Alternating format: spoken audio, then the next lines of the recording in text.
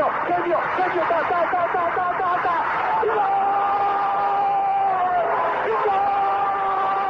Dennis Bergkamp neemt de bal aan. Dennis Bergkamp!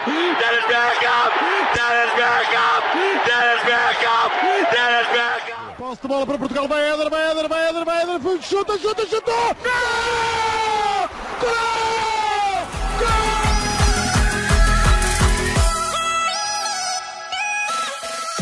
Olá pessoal, bem-vindos a Bola ao Meio, podcast que aborda os temas do momento, sem fintas, mas com muitos golos. Bem-vindos a mais um Bola ao Meio. O meu nome é André Zeferino e hoje vamos, para variar, falar de futebol. Numa altura em que há navios a irem ao fundo, com equipas a abandonarem as suas candidaturas ao título, começam também a aparecer campeões à vista. Vamos então passar em revista alguns dos principais campeonatos onde se avizinha festa de campeão. Para isso tenho comigo uma dupla de Sousas, o Daniel Sousa e Flávio Sousa, analistas da ProScout. Bem-vindos e obrigado por marcarem aqui presença no Bola ao Meio. Olá a todos os ouvintes. Olá André, olá Flávio.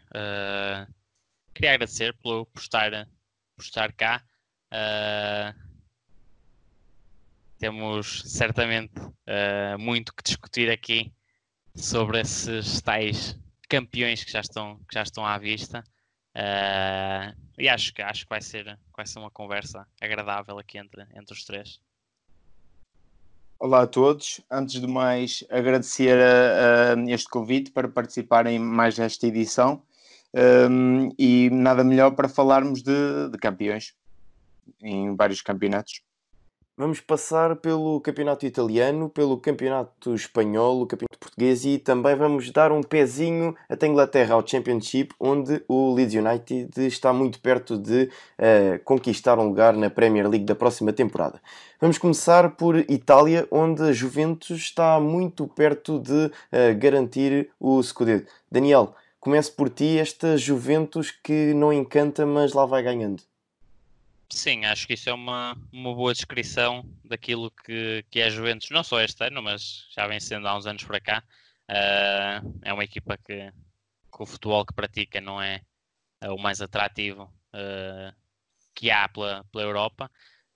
Fica sempre aquela ideia de que realmente a Juventus acaba por se superiorizar aos restantes porque apresenta ali um núcleo de jogadores mais experientes e acho que é isso que tem faltado a equipas como o Lazio, como o Atalanta, como o Nápoles nos últimos anos também, equipas que se vão intrometendo ali nos primeiros lugares e que de certa forma chegam a ameaçar roubar o título à Juventus, ainda colocam aquele pensamento na cabeça das pessoas de que calma lá, que se calhar este ano a Itália tem uma surpresa para nós, mas depois quando chega a hora da verdade a Juventus vai sempre por cima e essas equipas acabam por acusar a falta de estofo, passa a expressão. Aliás, temos agora exatamente o exemplo da Lazio. A Lazio estava pertíssimo da Juventus e vai com 3 derrotas consecutivas que atiraram toda uma época praticamente imaculada da equipa de Inzaghi ao lixo. E neste momento a Juventus está outra vez muito confortável e pronta para festejar mais um campeonato. É uma equipa, e para terminar, queria também acrescentar que para além da experiência, a Juventus é uma equipa também que com a estrela, com aquela estrelinha de campeão que também é necessária para quando as coisas estão menos bem.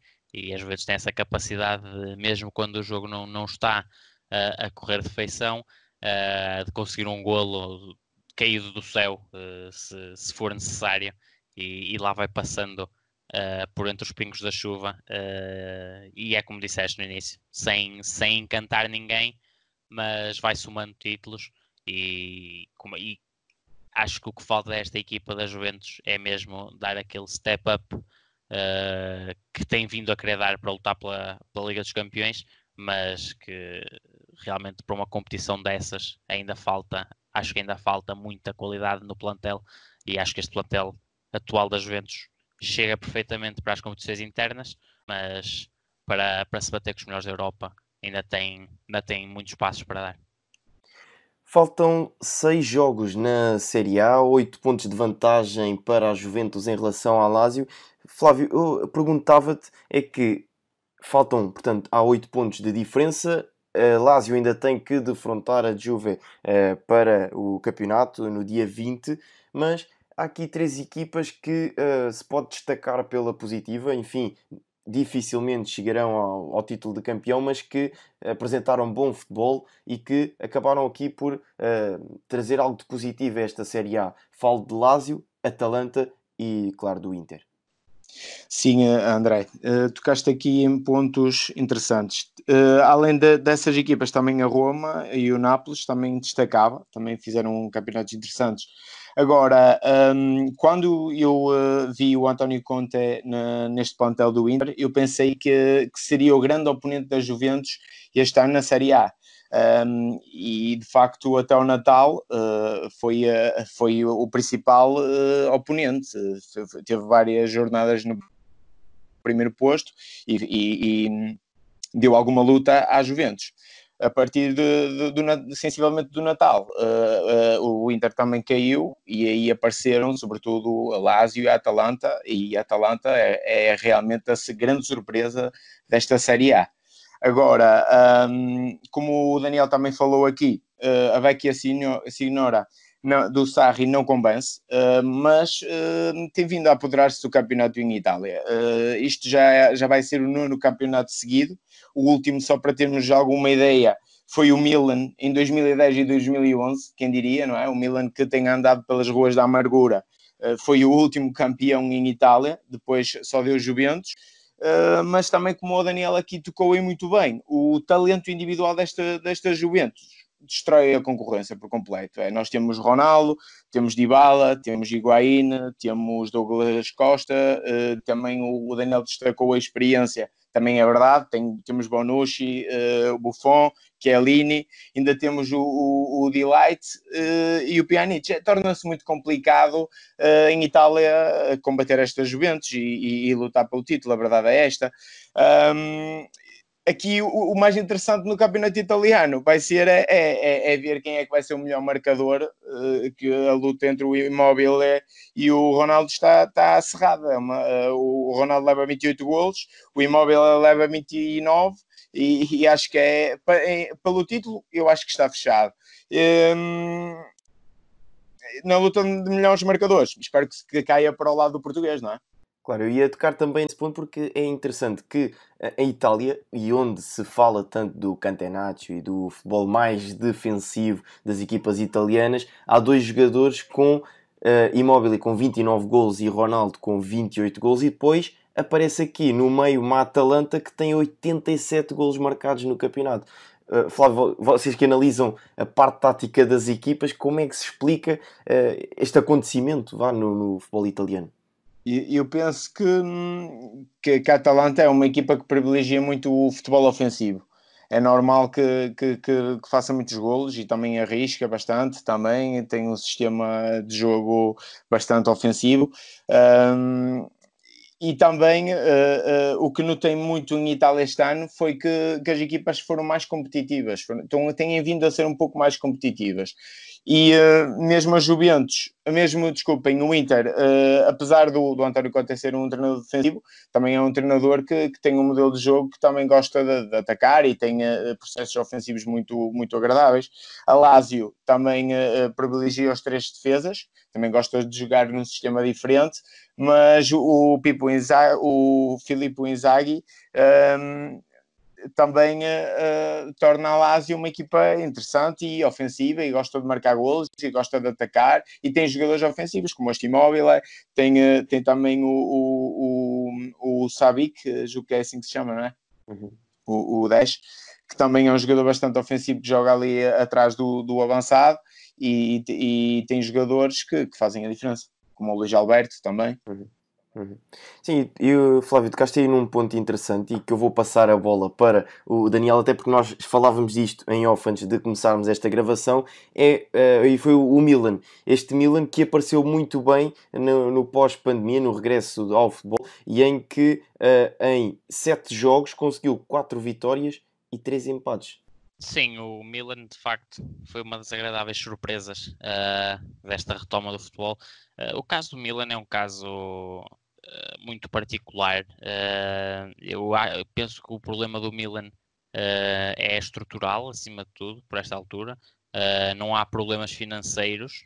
O Milan é uma equipa que, pelo que se tem vindo a observar, tem saúde financeira. Parece-me que existe ali algum déficit em perceber o que é que a equipa precisa, em localizar os alvos necessários, e o Milan acaba por gastar muito dinheiro de forma desnecessária, e acredito que isso vai mudar muito com a chegada de Ralf Rangnick, que se tem vindo a falar, para assumir não só a função de treinador, que neste momento é de Stefano Pioli, como tem a função de diretor desportivo, e é uma personalidade que pode acrescentar muito ao Milan em termos de scouting, em termos de definir alvos e definir aquilo que realmente é preciso, e começar se calhar a mudar a política de compra do Milan, e de facto canalizar, já que o Milan tem dinheiro para gastar, canalizar esses fundos para onde realmente é necessário gastar, e não gastar só por gastar, como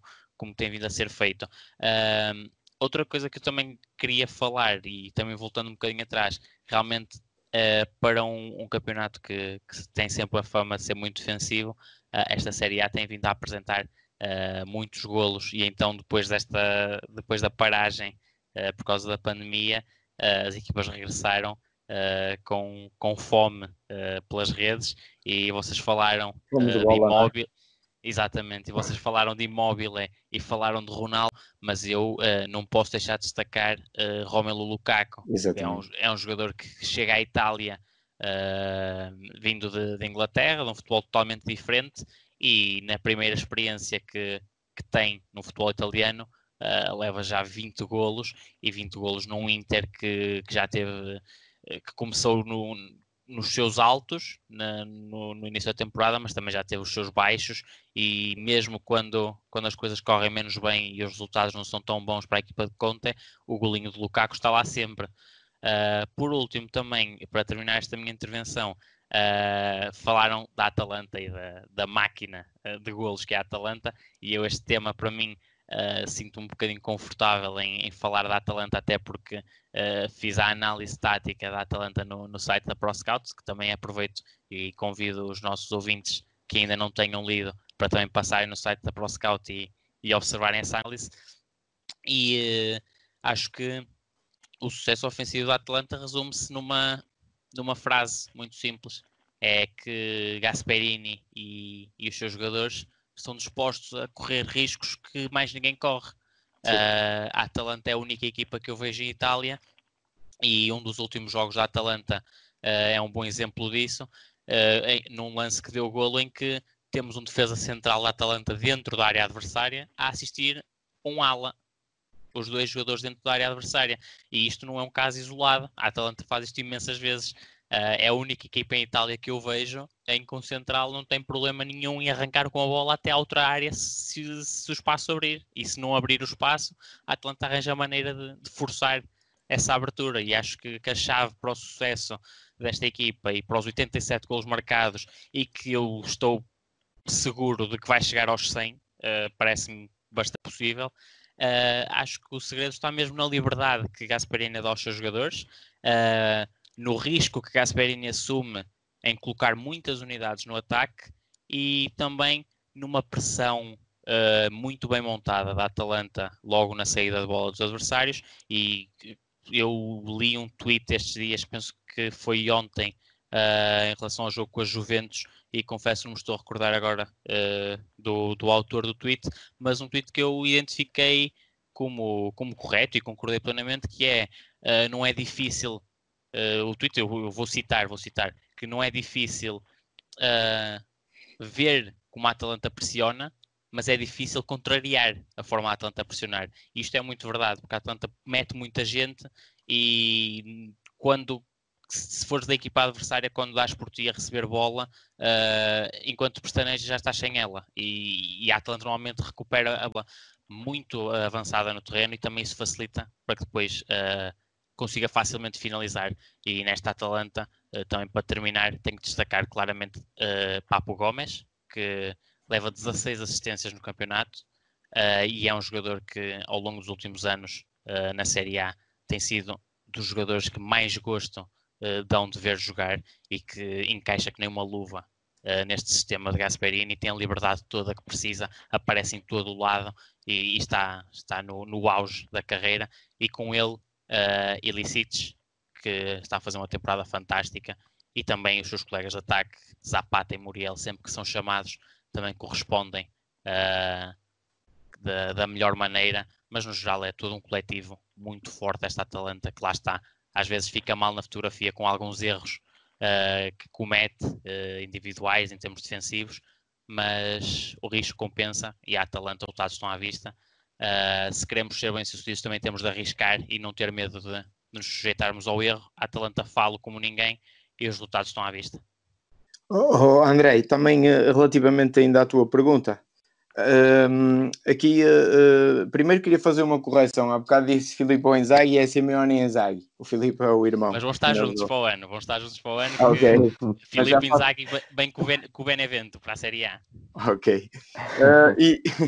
E ainda também queria referir também outro aspecto. O Atalanta, realmente referiste muito bem, que tem 87 golos marcados, é muito golo numa época, no campeonato, mas a Juventus depois, que é o primeiro classificado, tem 67 golos marcados, temos a Lazio tem 68 golos, o Inter, que está em quarto, tem 65, a Roma tem 59 e depois tem o Nápoles em sexto com 52 golos marcados. Ou seja, há aqui uma equipa que se destaca e como tanto eu e o Daniel frisámos e bem a Atalanta, porque arrisca e marca muitos golos, mas o resto, a média não é assim também muito, muito grande. 67 golos para a Juventus, eu acho que devia ter, era os 87, com as individualidades que a Juventus tem, devia ter muitos mais golos marcados. Mas também queria... Também não arrisca tanto. Não. É uma equipa que tem um maior rigor tático e não há tanta liberdade para arriscar. Exatamente, e faz menos golos.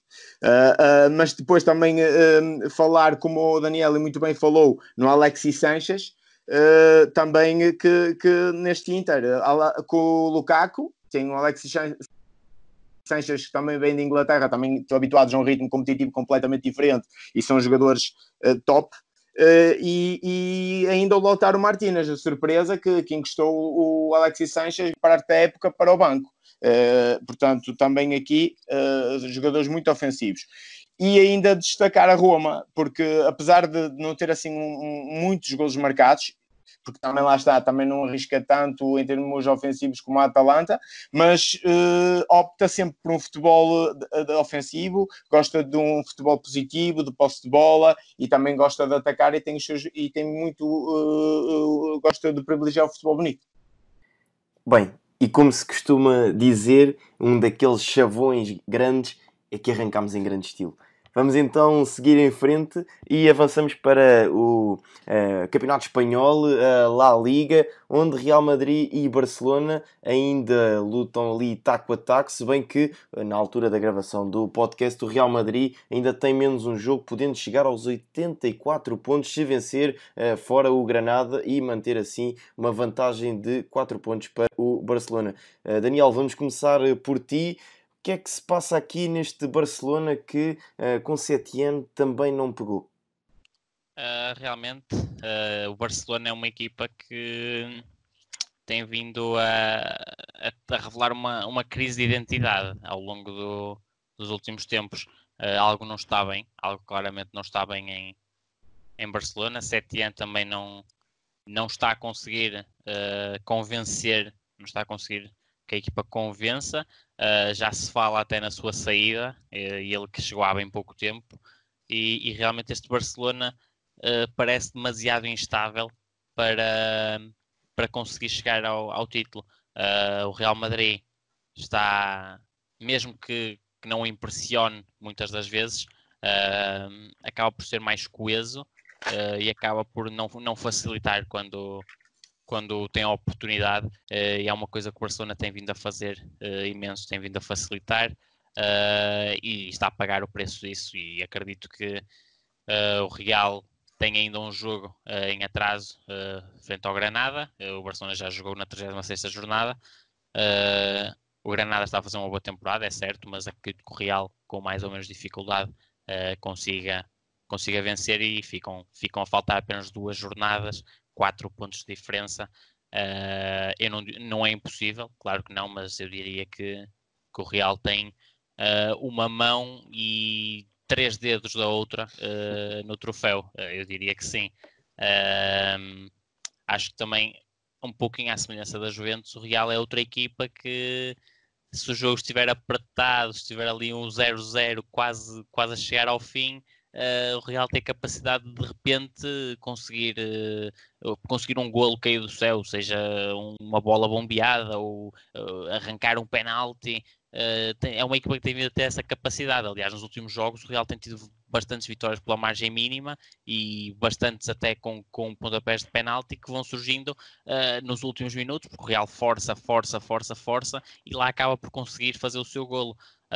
E nesta equipa também de Zidane, que depois da paragem já tive a oportunidade de ver alguns jogos, e destaco, por exemplo, a exibição contra o Valência, que foi muito bem conseguida, um bom futebol do Real Madrid, mas tenho que destacar claramente aquele que para mim é o MVP desta equipa merengue, é o francês Benzema, que acho que beneficiou imenso desde que o Ronaldo saiu, porque ficou mais à vista todo aquele trabalho que Benzema já tinha, mas de certa forma era colocado de parte pela opinião pública, porque era ofuscado pelos golos de Ronaldo.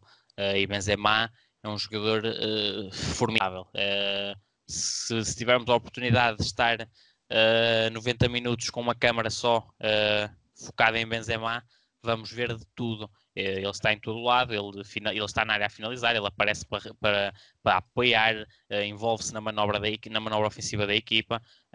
Um jogador muito completo, e acho que merece que também deixe este reparo aqui, que realmente as pessoas não dão o devido valor a Benzema que ele realmente tem, e ele este ano está apenas a 4 golos da liderança dos marcadores, que é de Leo Messi. Tudo bem que também Messi tem habituado toda a gente a ter números astronómicos, e este ano ficou-se apenas, e coloca-se apenas entre aspas, pelos 22 golos até agora, mas também compensou nas assistências, porque um jogador com 22 golos e 20 assistências num campeonato, eu ainda estes dias vi por acaso dados estatísticos sobre isso, um jogador que chega a 20-20 numa época, isso já não acontecia desde os tempos de Henry no Arsenal.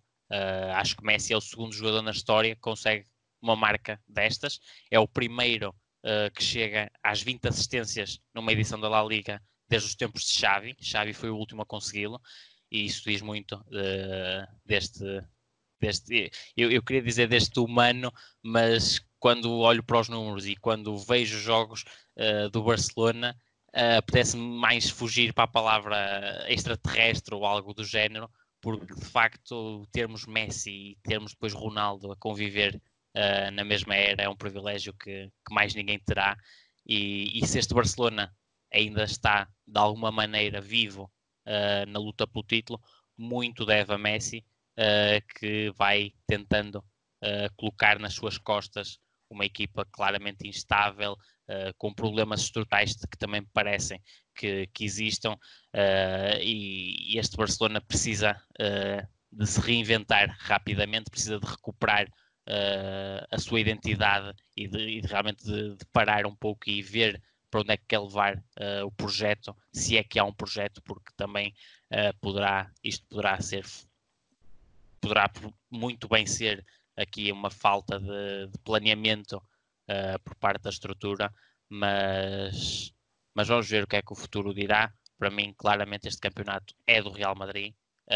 Ficarei muito surpreendido se as coisas mudarem, e acho que se eventualmente mudarem, terá que ser por muito de mérito do Real Madrid, porque realmente tem o campeonato quase fechado. Flávio, vou-te lançar aqui uma questão ainda referente a este duelo entre Barcelona e Real Madrid e numa fase em que na La Liga e principalmente no Barcelona se tem falado muito da capacidade de gestão de grupo ao ponto a que se vê algumas atitudes de alguns jogadores do Barcelona não quer dizer desrespeitar, mas não acatarem muito bem aquilo que tem sido dito por Setien neste caso. E também Vítor Pereira, inclusive, falou que quando chegamos a determinados clubes são os jogadores que nos indicam o caminho a seguir. No sentido contrário, Zinedine Zidane parece que, em termos de gestão do grupo, não diria fenomenal, mas é muito bom e tem essa capacidade diagnosticada, ainda que Gareth Bale tenha tido aquela atitude com a máscara no último jogo que eu também achei curiosa. Mas achas que aquilo que falhou um bocadinho em Setien poderá ter sido essa tal gestão do grupo?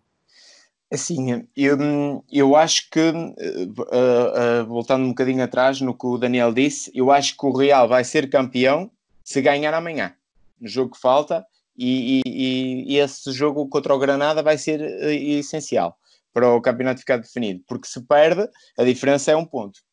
E aí vamos ver. É o campeonato, como já foi aqui referido, do top da Europa, o mais renhido na luta pelo título até o momento, vai até ao fim, mas é um bocadinho também do que já nos tem habituado, é Barcelona e Real, é mais do mesmo, é muito irregulares, dá 2 épocas para trás, e lutam até ao fim os dois, e normalmente até o Barcelona que tem ganho. Relativamente a essa questão que tu me colocaste, o Zidane, é assim, temos que ver, o Zidane em gestão do grupo é fenomenal, porque ele próprio foi um galáctico, foi um jogador top e sabe gerir um balneário de galácticos como ninguém, e isso viu-se até antes, quando ele, com o Ronaldo, ganhou a Liga dos Campeões e ganhou também a La Liga. Agora, é curioso também vermos que há bocado falámos um bocadinho da Atalanta, que arriscava e marcava muitos golos. Este Barça tem 80 golos marcados. Tudo bem, a qualidade individual é muito, muito grande, mas são números também muito fortes. Agora, no Barça também temos que analisar aqui uma situação, é que houve 2 treinadores na época. Há o Valverde e depois o Quique Setien. Isso eu acho que trouxe muita instabilidade à equipa, e não é por acaso que o Barça tenha neste momento 5 derrotas. Para um candidato ao título é muita derrota. Agora, acho que o problema do Barça vai muito além do treinador. Acho que é do próprio projeto. O problema tem a ver muito com o próprio projeto, e se repararmos, eles contratam jogadores que descaracterizam um bocadinho o próprio modelo de jogo da equipa. E eles vão buscar um Griezmann, eles vão buscar um Vidal, que não tem muito a ver com o modelo de jogo que querem e que está fomentado no clube há anos, não é? Há décadas. Além disso, o problema também, marcando 80 golos, também não é um problema, não é ofensivo, porque a qualidade individual vai resolvendo também muitos problemas, sobretudo o que o Daniel falou do Messi e pelo Suárez, que vão disfarçando muita coisa. Agora, há sim, e para mim, na minha perspectiva, muitos problemas defensivos. Há uma fraca reação à perda da bola, há muita pouca pressão sobre o portador da bola adversária, expõem-se demasiado aos contra-ataques adversários, e aí sim, eu noto um bocadinho os jogadores relaxados e os jogadores a não darem tudo para poder fazer mais, para poder dar mais. E talvez por aí aposta-se mais na formação. E isso, podemos falar de tudo do Quique Setien, mas continua a apostar e sem medo em jogadores como o Júnior Firpo, ainda no último jogo, o Riqui Pugui, o Fati, o Araújo, e ele continua a arriscar. Agora, sim, também acho que ali há vários problemas de balneário, mas não creio que a culpa seja só do treinador. Vamos então avançar para o próximo campeonato. O campeonato que se segue é o Campeonato Nacional. Em Portugal, o Futebol Clube do Porto está muito perto de se sagrar campeão, faltando apenas 1 ponto, e no próximo jogo recebe o Sporting. Vamos arrancar desta vez com o Flávio. Flávio, muito dificilmente o Benfica já chegará ao título. Sim, muito dificilmente o Benfica chegará ao título e eu arrisco-me a dizer que há 99% de probabilidades do Porto ser campeão. Em 3 jogos só lhe basta um empate, a verdade é essa. Agora, iria em primeiro lugar destacar que o Covid não teve influência direta na definição deste campeão. O Benfica vinha num mau momento de forma, a partir do Clássico do Dragão, em que há uma derrota em Braga, ganha depois ao Gil Vicente, mas empata com o Moreirense e o Setúbal nas jornadas seguintes. No pós-retoma, o momento mantém-se. Há um empate com o Tondela, mantém-se e agrava-se, porque há um empate com o Tondela, há um empate em Portimão, tudo bem, ganha o Rio Ave, mas nas condições que foram, que foi contra 9 jogadores em campo, do Rio Ave, e há uma derrota com Santa Clara e uma derrota com o Marítimo, e depois aí há o despedimento do Laje, depois há uma vitória com o Boa Vista e volta a empatar na última jornada. Agora, aqui eu acho que o Benfica perde o campeonato também por muito culpa própria, e essencialmente podemos começar a falar na formação do seu plantel. Tem 3 avançados com características muito idênticas, Vinícius, Seferovic e Diego, por exemplo, muito possantes, homens da área, mas depois há uma indefinição muito grande no segundo avançado. Começa o Raul de Tomás, que teve, não marcando golos, rapidamente ainda foi aposta, mas levou a que tivesse sido vendido no mercado de janeiro. Depois tenta-se aqui uma solução, que é o Chiquinho, que até teve algum rendimento. Depois volta-se a mudar no segundo avançado e coloca-se o Taarabt. Há uma altura da época que aquilo até parece mais um 4-3-3, em que o próprio trinco era o Gabriel, não havia um trinco mais defensivo, e altera-se um bocadinho aí, eu acho que o sistema tático, para um 4 mais para um 4-3-3, e depois houve outra solução que foi o Rafa, na posição de segundo avançado. Aqui, isto tudo eu acho que são erros na formação, que têm a ver com a formação do plantel. Outra constatação, aos 20 milhões dados pelo Weigl, o jogador é muito bom, quem o conhece dos tempos da Alemanha sabe disso perfeitamente, mas haveria necessidade de gastar 20 milhões no Weigl, quando nessa posição teria lá Florentino, que estava a dar conta do recado, tinha o Feiça, e tinha outro jogador mais experiente como o Samaris. Continuo a achar que o André Almeida, por exemplo, também na lateral direita, é um jogador demasiado curto para titular do Benfica, mas tudo bem, é um jogador experiente, é um jogador que dá tudo e é um dos capitães de equipa, mas os problemas com as lesões obrigaram que, não havendo uma segunda opção de qualidade, que o Tomás Tavares, o menino Tomás Tavares com 19 anos, com diversas limitações defensivas, fosse jogado às feras e tivesse que ter rendimento imediato, e acho que não o teve. Depois, nunca houve um 11 base que levasse a uma estabilidade do próprio modelo de jogo. Ou seja, em todas as jornadas o 11 foi sofrendo alterações e isso não dá estabilidade nenhuma à equipa. O que me leva a questionar também a própria decisão de manter o Laje. Tudo bem que ganhou o ano passado o campeonato com todo o mérito e nas circunstâncias em que o ganhou, mas não tenho sérias dúvidas que ele estaria preparado para um grande, fazer a época toda num grande, apenas com meia liga disputada o ano passado. Agora, falando um bocadinho no Porto, eu queria realçar um bocadinho a importância do Sérgio Conceição. Ganha os 2 jogos com o rival do Benfica e ambos os jogos que podemos analisar também na ProScout foi taticamente teve exemplar, aniquilou completamente o adversário. Quando precisou na reta de final de ganhar, ganhou os jogos, nem que fosse recorrendo a um futebol mais direto e a um futebol mais musculado, não houve problema, recorreu a esse futebol. O importante era ganhar os 3 pontos e isolar-se no primeiro lugar. E o que é certo é que o Sérgio Conceição consegue, e com os problemas que toda a gente está a par do fair play financeiro, consegue em 3 anos, vai conseguir 2 campeonatos para o Futebol Clube do Porto. Mas julgo que também falámos um bocadinho disso em off. Acho que não é de retirar mérito ao campeão, porque nunca se tira o mérito a um campeão, mas acho que este ano vai ganhar a equipa menos irregular. Porque eu estou habituado e gosto de ver quando um campeão se constitui de regularidade, quando é um campeão consistente e dominador. E isso não se verificou neste Porto, porque assistiu-se a alguma irregularidade ao longo da época. Teve a 7 pontos de diferença para o Benfica, teve alguns resultados negativos e alguns momentos de forma maus, temos que ser claros a dizer isto, e houve vários períodos da época em que até sentiu, o próprio Sérgio Conceição viu o lugar um bocadinho posto em causa e sentiu forte contestação da parte até da massa associativa.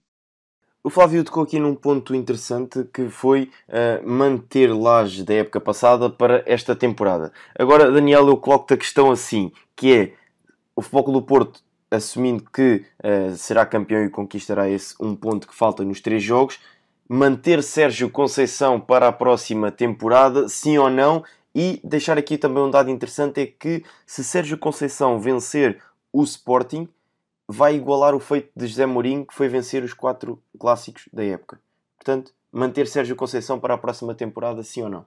É assim, eu posso responder de 2 formas. O que eu faria? Não manteria Sérgio Conceição como técnico do Futebol Clube do Porto. O que é que eu acho que vai acontecer? Sérgio Conceição fica, porque também é difícil despedir um treinador quando ele acaba de ser campeão nacional e quando vence 2 campeonatos dos últimos 3. Mas não deixa de ser caricato que se recuarmos 4, 5 meses, o Benfica tinha o campeonato bem encaminhado para vencer, e Sérgio Conceição estava com quase os 2 pés fora do Futebol Clube do Porto. E as coisas agora dão toda esta volta em que acaba por ser o Benfica a despedir o seu treinador, e Sérgio Conceição tudo aponta para que vá ficar no Futebol Clube do Porto. Este campeonato, primeiro, acho que qualquer equipa que vence tem sempre mérito, e claramente o Futebol Clube do Porto tem-no, porque não falhou quando não podia falhar. O Benfica falhou. Mas dentro do mérito do Futebol Clube do Porto, acho que há ainda mais de mérito do Benfica, não pela forma como desperdiça esta vantagem. Acho que o demérito encarnado começa logo no planeamento da época. Ali aquela situação com a obsessão, passo a expressão, por encontrar um substituto para João Félix, um claro erro de casting em achar que Raul de Tomás seria o substituto de João Félix. Acho que o Benfica perdeu aí imenso tempo, não vou dizer que perdeu dinheiro, porque depois acaba por conseguir recuperar todo o investimento, mas acho que perdeu aí tempo e acabou por ninguém sair beneficiado. Não saiu beneficiado o Benfica, muito menos saiu beneficiado Raul de Tomás, que perdeu meio ano da sua carreira para tentar jogar numa posição que não é sua, e claramente o Benfica acho que tem que assumir aí um erro de casting e um erro de scouting em relação a Raul de Tomás, porque claramente nunca poderia ser um jogador com as características de Raul de Tomás, nunca poderia ser um substituto de João Félix, ou pelo menos um substituto fiel. Para Raul de Tomás jogar naquela posição, o sistema e as funções do segundo avançado teriam que mudar imenso e aproximá-lo mais de uma dupla de noves do que da dupla que o Benfica tem de segundo avançado e ponta de lança. Mas acho que é muito por aí. Acho que o problema do Benfica, não só este ano, mas também ao longo dos últimos anos, tem sido esse desleixar por parte da estrutura. Há ali um certo nivelar por baixo, se é que posso usar esta expressão, em relação ao adversário, porque toda a gente sabe que o Futebol Clube do Porto não está bem financeiramente, foi intervencionado pela UEFA. O Benfica vem de uma venda astronómica de João Félix e teria todas as condições para retocar o plantel nas posições precárias. Não o fez. A lateral direita continua a precisar de reforços. A lateral esquerda não há uma alternativa válida a Grimaldo. Acho que a solução não é lançar todos os miúdos quase como se fossem barro contra a parede a ver se cola.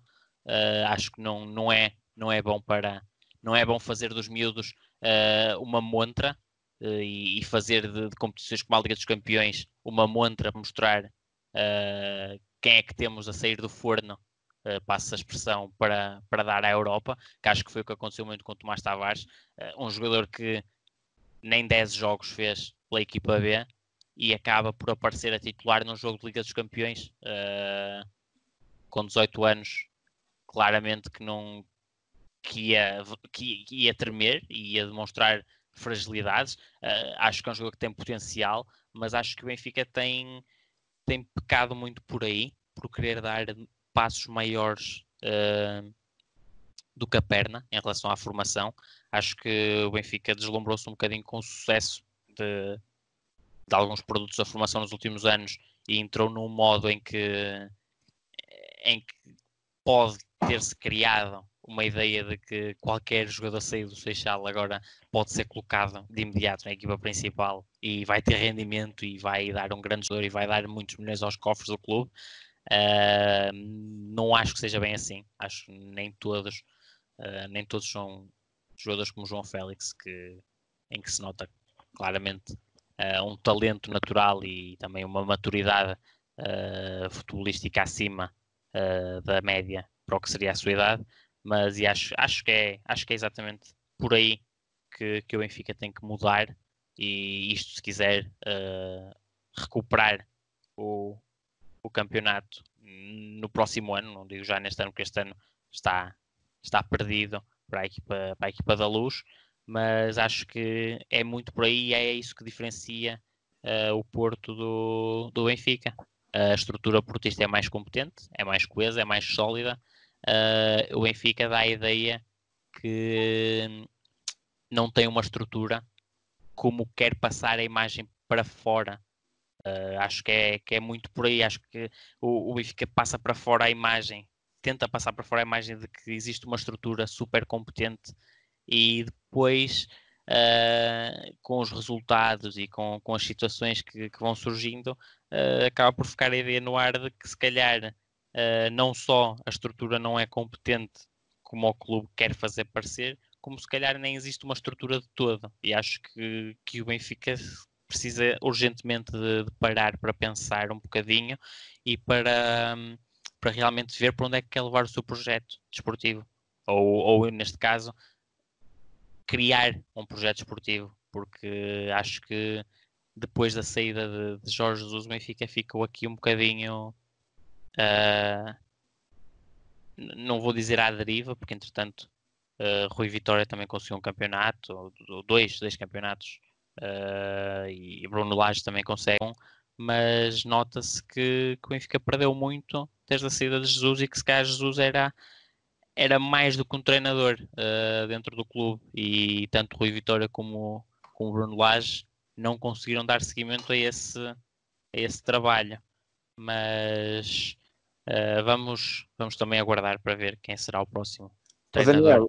Daniel, e até se calhar ganharam noutras épocas, porque também havia uma espinha dorsal que com jogadores experientes que já vinha do tempo de Jesus, como o Jonas, como o Júlio César, o próprio Luizão, e ensinavam também, transmitiam muita coisa aos miúdos. E os miúdos era um misto de experiência com alguma inexperiência própria da idade, não é? E quando esta espinha dorsal vai falhando, também depois os resultados vão caindo, não é?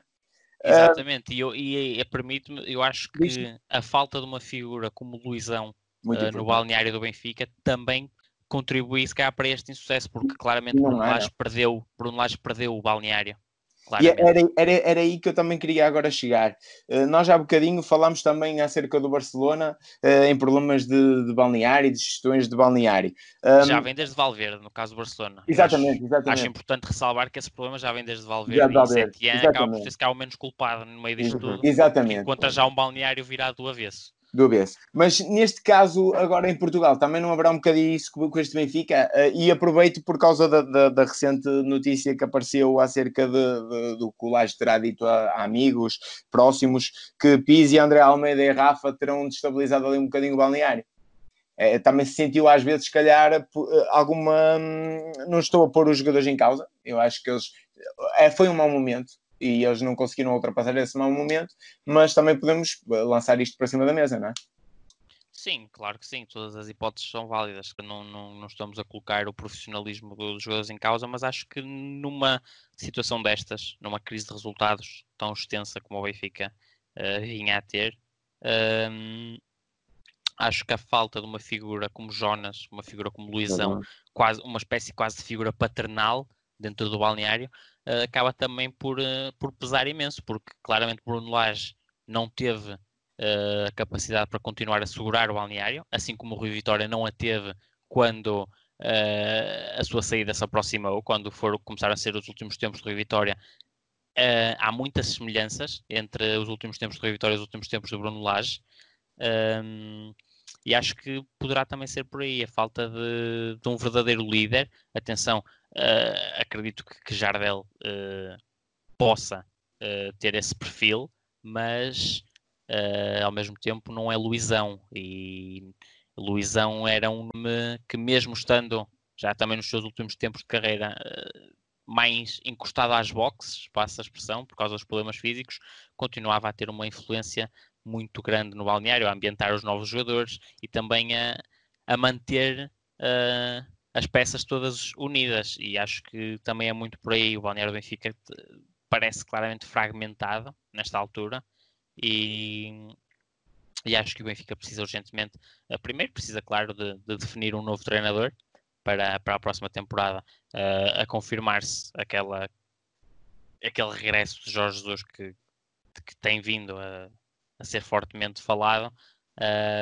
Acredito que o Benfica vai, obviamente, ter um salto qualitativo gigantesco e aí acho que um treinador com personalidades de Jesus, completamente diferente das personalidades de Rui Vitória e de Bruno Lage, acredito que aí, se calhar, não seria tão urgente uma figura dentro do próprio plantel, essa tal figura paternal, digamos assim, porque a própria personalidade de Jorge Jesus e a gestão de plantel, não é? Exatamente, e a própria personalidade dele já faz esse trabalho, digamos assim, de segurar as peças e de manter o balneário unido, que acho que foi uma das coisas também que falhou imenso, aliado, claro, ao que já mencionei, de que, na minha opinião, o Benfica não tem a estrutura que diz ter, nem tem a organização que diz ter e o projeto desportivo que se farta de apregoar à comunicação social e que depois tem todas estas falhas que quando postas a nu fazem realmente as pessoas pensar se será tudo assim tão profissional e tão organizado e se estarão todos em sintonia como fazem parecer.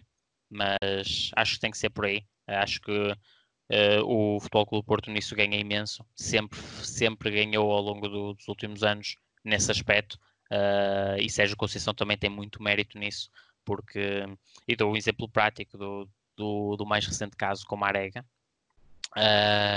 depois daquele episódio em Tondela, Sérgio Conceição foi muito, muito rápido na comunicação social a afirmar que está tudo resolvido e não há caso nenhum.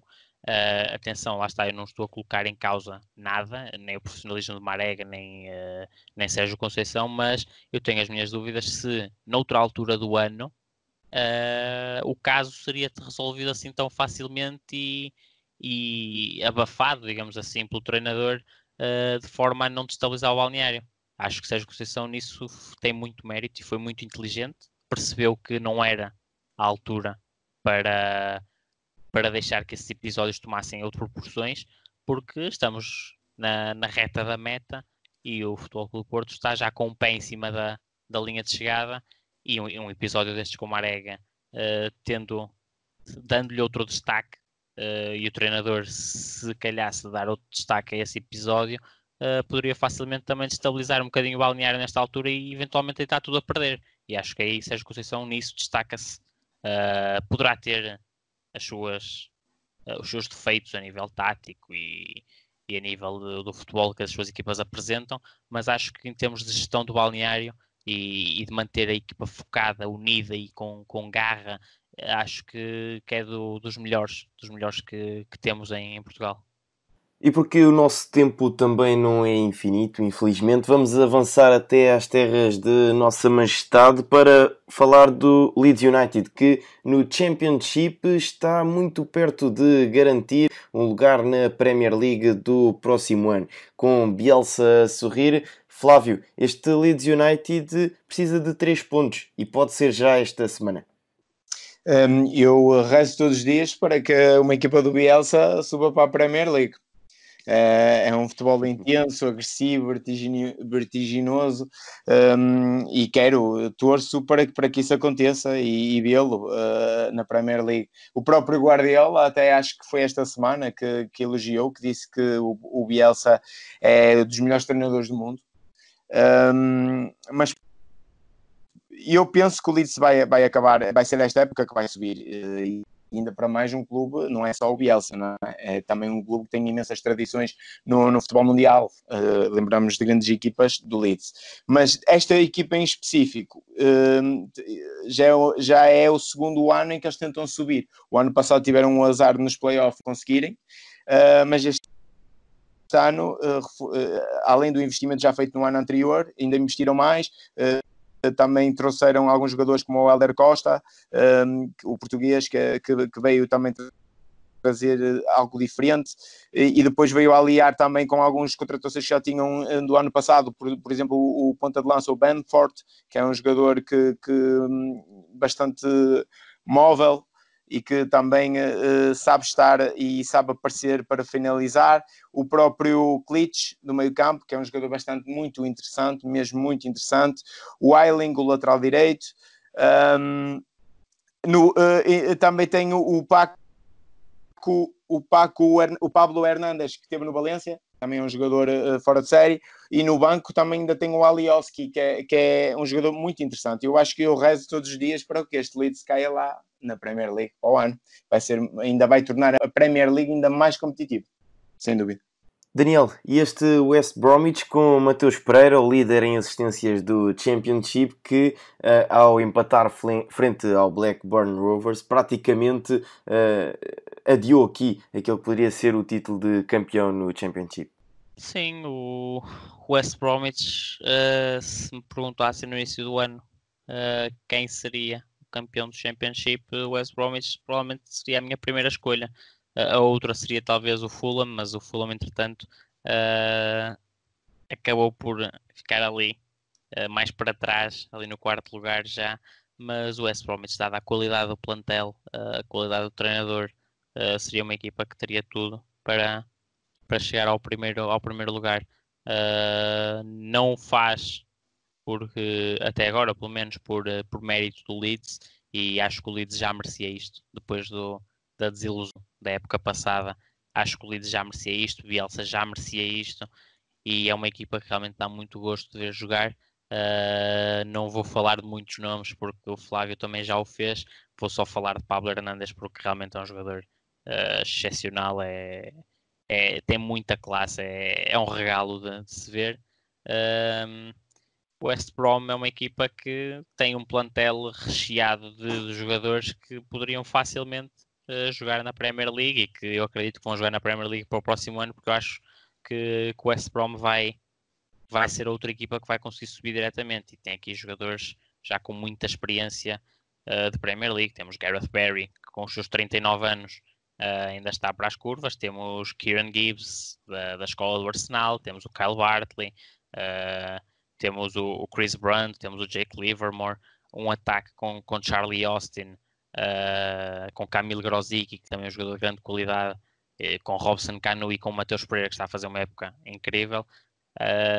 Acho que o West Brom e Slaven Bilic têm aqui todos os ingredientes para estar na Premier League no próximo ano, e mantendo a base deste plantel, acredito até que o West Brom possa vir a ter uma época tranquila, porque realmente é uma equipa com qualidade a mais para este Championship, eventualmente precisará de um outro retoque, como qualquer plantel, mas acho que sim, acho que será a equipa que vai subir, juntamente com o Leeds, de forma direta. Se me permites, eu estendia-me aqui um bocadinho também para as equipas do playoff, porque acho que vai ser um playoff muito interessante. Era isso que eu ia perguntar. Rapidamente, se terminasse assim com Bradford, Fulham, Nottingham Forest e o Cardiff, qual destas 4 equipas se iria juntar a Leeds e West Bromwich? É assim, eu sou um bocadinho suspeito, porque dentro destas equipas está aquele que eu considero ser o melhor jogador do Championship, que é o Worsley no Benrahma do Brentford, que é incrível, é um jogador incrível. Depois também Ollie Watkins, que leva 24 golos, é o melhor marcador a par de Alexander Mitrovic. O Brentford tem também uma equipa muito interessante e talvez seja aquela equipa que poderá sair por cima nos playoffs, porque o Fulham, apesar de ter um plantel também muito, muito apetecível e com vários nomes de qualidade, assim como o Nottingham, é uma equipa que tem vindo a claudicar nos momentos-chave, e eu sinto que o Fulham, quando a pressão aumenta, nem sempre consegue corresponder e acaba por se ir um pouco abaixo, e o mesmo vale também para o Nottingham. Nottingham também tem um plantel muito português, é preciso também dizê-lo, e também de muita qualidade, mas também acho que falta ali qualquer coisa para dar o passo seguinte, e eventualmente não será ainda este ano que teremos este histórico de volta à Premier League. Mas playoff é um playoff, tudo pode acontecer, mas eu daria ao Brentford. O Swansea também se pode meter ali, no playoff. Sim, o Swansea ali está, o Preston, o próprio exatamente. Millwall também ainda anda ali, o Derby County, que tenho que dizer que é uma época, os resultados poderão não dizer, mas é uma época excepcional do Derby County, porque a equipa não começou bem, Cocu demorou a implementar o seu modelo, mas foi-lhe dado tempo, a direção confiou no seu trabalho, o Derby County tem vindo a crescer ao longo da época, foi crescendo, e neste momento atingiu já um nível qualitativo muito grande, e poderá ser uma equipa, se não conseguir chegar ao playoff, mas se mantiver Cocu para o próximo ano, poderá ser uma equipa já a ter em conta para o próximo ano no Championship. Mas das equipas que estão em lugar de playoff agora, daquelas 4, se terminasse assim, eu diria que o Cardiff é claramente o outsider do playoff, e o Brentford claramente o favorito, mas é como digo, é um playoff, tudo pode acontecer. Acho que o Brentford tem capacidade para conseguir vencer o playoff, porque Fulham e Nottingham são 2 conjuntos que eu acredito que não vão passar eternidades no Championship, acredito que mais cedo ou mais tarde estarão de volta lá acima, sobretudo o Fulham, mas que me parecem ter uma queda por vacilar nos momentos-chave. Flávio, muito rapidamente, se tu também concordas que este Brentford, com o seu famoso BMW na frente de ataque, é o candidato mais forte destas equipas que estão neste momento no playoff? Sim, até pela diferença de golos, diz um bocadinho isso. Eles têm uma diferença de golos marcados 78 e golos sofridos 35. O Fulham tem golos marcados 58, são menos 20 golos, e 44 sofridos, ou seja, sofrem muito mais. As outras equipas também, ainda tirando o Cardiff, que tem 60 golos marcados e 56 sofridos, sofrem muito. Até por aqui se vê que realmente é um bocadinho como o Daniel diz, o Brentford é o favorito. Mas se me perguntares pessoalmente, e indo um bocadinho pela emoção e pelas tradições, eu gostava que caísse lá o Fulham também. Também gostava. E só queria também aqui deixar uma nota. Eu fui seguindo a equipa do Leeds, porque eu torcia muito para que o Leeds e o Bielsa fossem para a Premier League este ano, e até um bocadinho por causa da desilusão que tiveram o ano passado, e fui seguindo um bocadinho a trajetória do Leeds este ano, e eles tiveram aqui com alguma vantagem folgada, só que eu agora levei aqui um abano, porque a diferença para o segundo é 3 pontos e já mais. Mas isto é um bocadinho também a refletir um bocadinho a equipa do Bielsa. Nas segundas voltas cai um bocadinho devido à intensidade que coloca em todos os jogos, e a época é desgastante, e os jogadores começam ali para a segunda volta a quebrar um bocadinho, e foi isso que lhe custou o ano passado não ter subido à Premier League. E estamos a falar de um Championship com um calendário muito preenchido, com muitos jogos e de um campeonato super competitivo, onde qualquer equipa pode roubar pontos às equipas de cima. E isso depois também... não vão para o playoff e aquilo ainda é pior. Exatamente. Mais mas jogos. também lá está. Acredito que Bielsa aprendeu com o que aconteceu no ano passado. Certamente já teve outra cautela no planeamento desta temporada e do calendário super ocupado que é do Championship, e se juntarmos ainda no início da temporada às taças, em que estas equipas entram nas primeiras eliminatórias, é realmente um calendário muito preenchido e muito exigente de cada equipa. Eu acredito que Bielsa terá aprendido com a lição e agora está muito perto de ser feliz. E também há ali muito dinheiro investido, não é? Sim. Nesta equipa de elite. E é assim que chegamos ao fim de mais um Bola ao Meio. Resta-me agradecer esta dupla de sucesso. Obrigado ao Daniel, obrigado também ao Flávio por marcarem aqui presença no Bola ao Meio. E já sabem, continuem a acompanhar diariamente os conteúdos da ProScout e o Bola ao Meio está de regresso na próxima segunda-feira. Um grande abraço e muito obrigado. Obrigado por nos terem seguido em mais um episódio. Sigam a ProScout nas redes sociais em Facebook, Twitter, Instagram, YouTube e principalmente no nosso site em www.proscout.pt. Até à próxima!